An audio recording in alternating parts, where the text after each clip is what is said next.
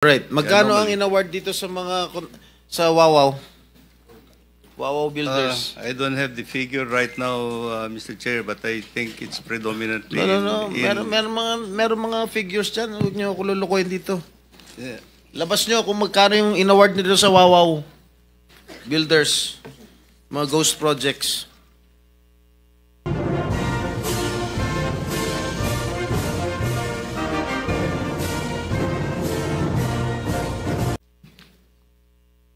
Kailangan pa umabot ng Senado para imbestigahan ito dahil binulgar ni Pangulong Marcos ang mga di umano yung mga anomalya tungkol sa mga flood control projects.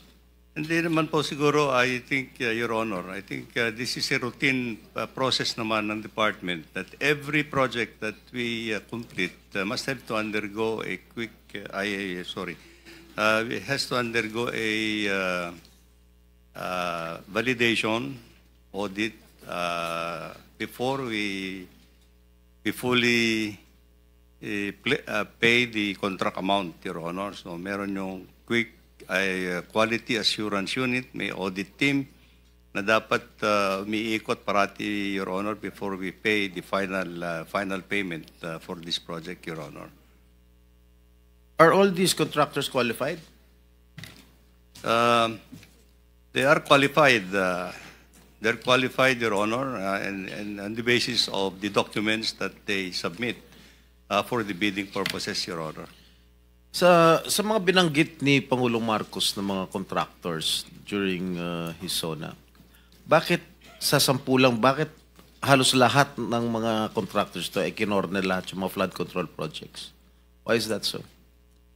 Well, as far as I can recall, actually, yung sabi naman na ating presidente, 20% of the total amount of that has been allocated over the years were actually napupunta doon po sa 15 contractors po.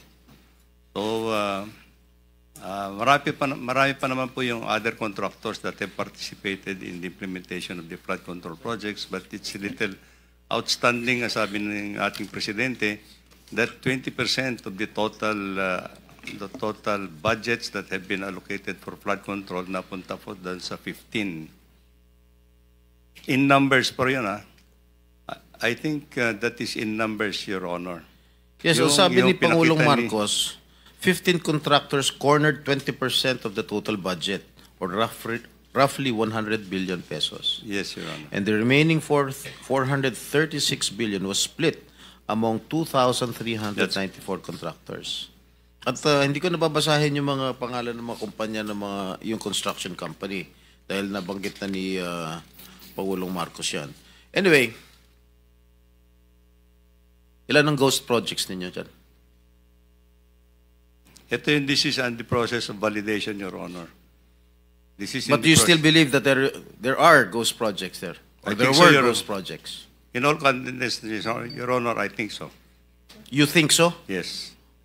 San yan? Well, as I said, as I mentioned in my statement, there are district offices that we are trying to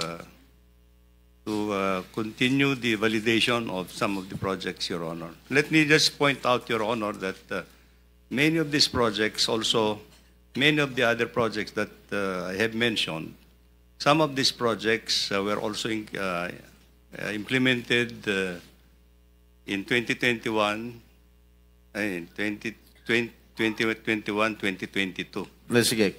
Kailan nyo pa nalaman na may mga ghost projects? Since you assumed office, Mr. Secretary?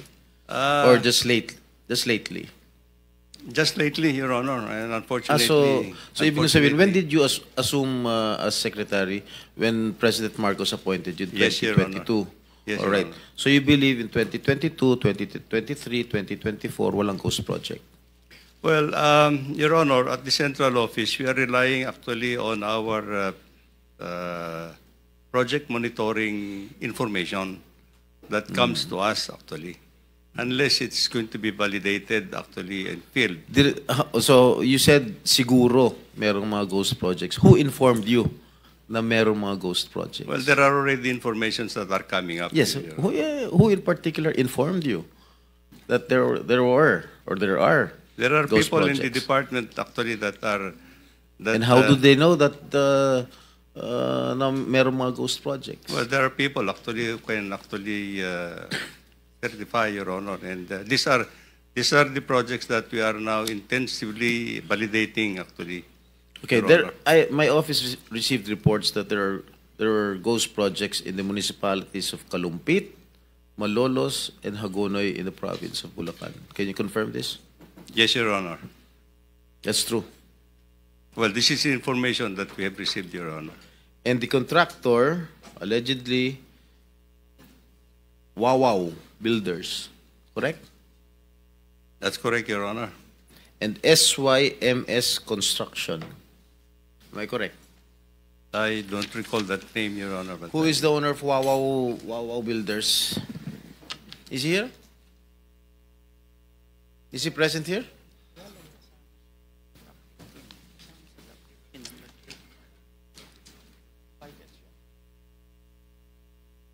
Senator Jinggoy was invited but walang reply as of now. May I know who is the legitimate owner of this construction company?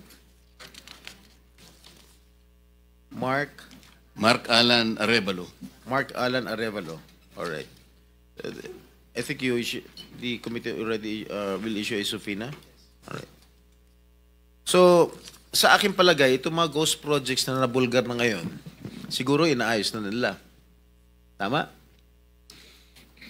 Para hindi malata na ghost. And I don't think that they will have that capability anymore, Your Honor, because I think if these were ghost projects in the first place, they would not have delivered the time actually to do anything at this point in time. The records will show that if there is no project at all that was implemented, and payment has been made, then it's on. Tapos na, nasunog na yung pera natin. That's actually. All right. Magkano ang anomaly. inaward dito sa sa Wawaw? Wawaw Builders. I don't have the figure right now, Mr. Chair, but I think it's predominantly. No. Meron mga figures dyan. Huwag niyo ako lulukoyin dito. Yeah. Labas niyo kung magkano yung inaward nito sa Wawaw Builders. Mga ghost projects. We'll wait for it.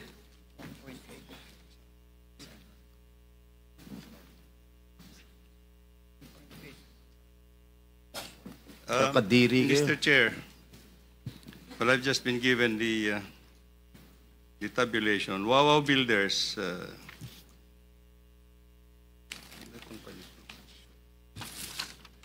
Wawaw Builders. The number of projects, the total projects, total cost of the projects that have been implemented is 9 billion.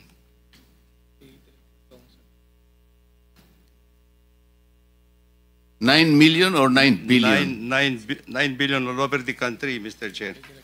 But let me just point out, in Bulacan alone, Wawaw Builders had 85 projects amounting to 5,971,811. In Bulacan alone. What about the three municipalities that I mentioned? Kalumpit, Hagonoy, and what is this? Malolos.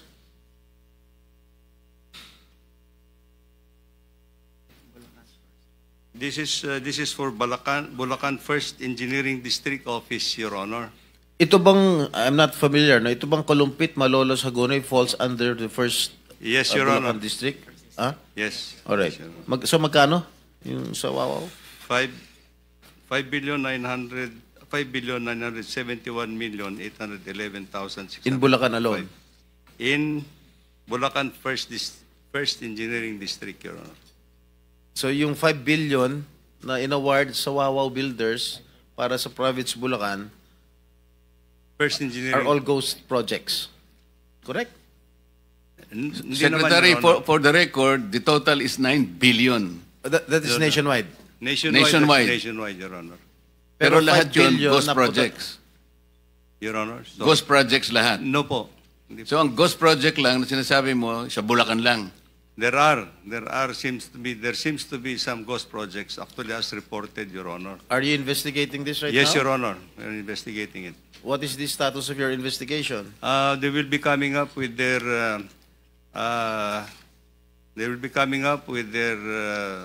financial and physical report in 1 week's time, Your Honor, to my office.